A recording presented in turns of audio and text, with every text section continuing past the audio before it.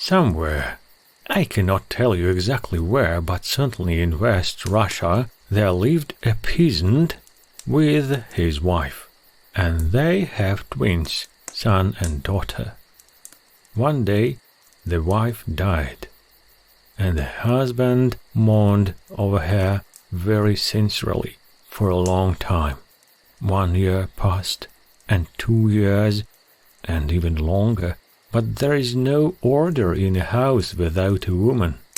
And day came that the man thought, if I marry again, possibly it would turn out all right. And so he did, and had children by his second wife. The stepmother was envious of the stepson and daughter, and began to use them hardly. She scolded them without any reason, sent them away from home as often as she wished, and gave them scarcely enough to eat. Finally, she wanted to get rid of them altogether. Do you know what it means to allow a wicked thought to enter one's heart? The wicked thought grows all the time like a poisonous plant and slowly kills the good thoughts. A wicked feeling was grown in stepmother's heart, and she determined to send the children to the witch, thinking sure enough that they would never return. "Dear children," said she to the orphans, "go to my grandmother, who lives in the forest in a hut on hen's feet. You will do everything she wants you to, and she will give you sweet things to eat, and you will be happy." The orphans started out, but instead of going to the witch, the sister, bright little girl, took her brother by the hand and ran to their own old grandmother, and told her all about their going to the forest. "Oh, my poor darlings," said the old grandmother, pitying the children. "My heart aches for you, but it is not in my power to help you. You have to go not to a loving grandmother, but to a wicked witch. Now listen to me, my darlings. I will give you a hint. Be kind and good to everyone. Do not speak ill words to anyone. Do not despise helping the weakest, and always hope that for you too there will be the needed help."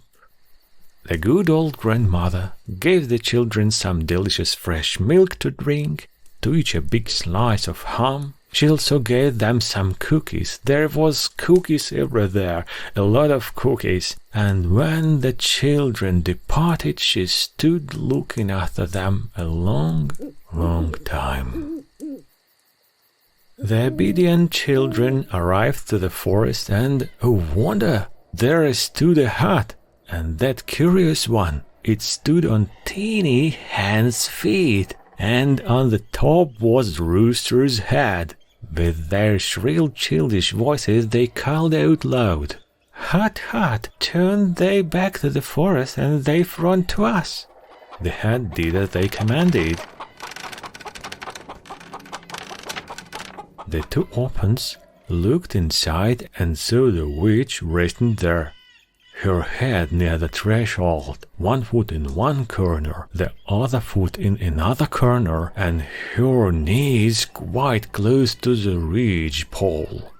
"Fo, fo, fo! I feel the Russian smell." The children were afraid and stood close, very close together, but in spite of their fear, they said very politely, "Oh, grandmother, our stepmother sent us to thee to serve thee." "All right. I'm not opposed to keeping you children.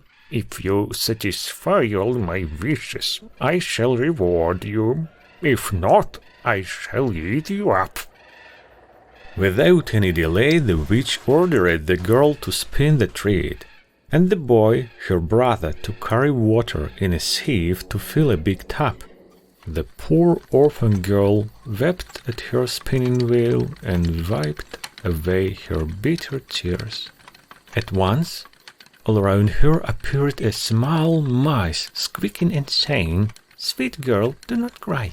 Give us cookies and we will help thee." The little girl willingly did so. "Now," gratefully squeaked the mice, "go and find the black cat. He is very hungry. Give him a slice of ham and he will help thee."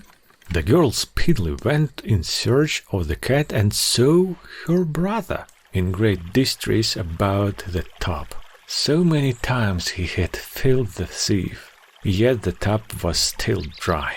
The little birds passed, flying nearby, and chirped to the children. "Kind-hearted little children, give us some crumbs, and we will advise you." The orphans gave the birds some crumbs, and the grateful birds chirped again. "Some clay and water, children dear, clay and water." Then away they flew through the air. The children understood the hint, spat in the sieve, plastered it up with clay, and filled the tub in very short time. Then they both returned to the hut, and on the threshold met the black cat. They generously gave him some of the good ham which their good grandmother had given them. Petted him and asked, "Dear kitty cat, black and pretty, tell us what to do in order to get away from thy mistress, the witch." "Well," very seriously answered the cat, "I will give you a towel and comb, and then you must run away. When you hear the witch running after you, drop the towel behind your back, and a large river will appear in the place of the towel. If you will hear her once more, throw down the comb, and in place of the comb there will appear a dark wood. This wood will protect you from the wicked witch, my mistress." Baba Yaga came home just then. "Is it not wonderful?" she thought. "Everything is exactly right. Well," she said to the children, "today you were brave and smart. Let us see tomorrow. Your work will be more difficult, and I hope I shall eat you up." The poor orphans went to bed, not a warm bed prepared by loving hands, but on the straw in a cold corner, nearly scared to death from fear. They lay there afraid to talk, afraid even to breathe.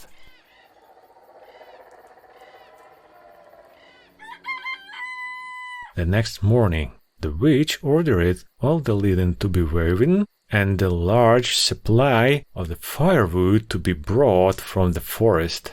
The children took the towel and comb and ran away as fast as their feet could possibly carry them. The dogs were after them, but they threw them the cookie that they left. The gates did not open themselves, but the children smoothed them with oil. The birch tree near the path almost scratched their eyes out, but the gentle girl fastened a pretty ribbon to it. So they went farther and farther and ran out the dark forest into the wide sunny fields. The cat sat down by the loom and tore the tree to pieces, doing it with a delight. Baba Yaga returned. "Where are the children?" she shouted and began to beat the cat. "Why hast thou let them go, thou treacherous cat? Why hast thou not scratched their faces?" The cat answered, "Well, it was because I have sowed there so many years, and thou hast never given me a bite, while the dear children gave me some good ham." The witch scolded the dogs, the gates, and the birch tree near the path. "Well," barked the dogs, "thou certainly our mistress, but thou hast never done us a favor, and the orphans were kind to us." The gates replied, "We were always ready to obey thee, but thou didst neglect us, and the dear children smoothed us with oil." The birch tree lisped with its leaves, thou hast never put a simple treat over my branches, and the little darlings adorned them with a pretty ribbon."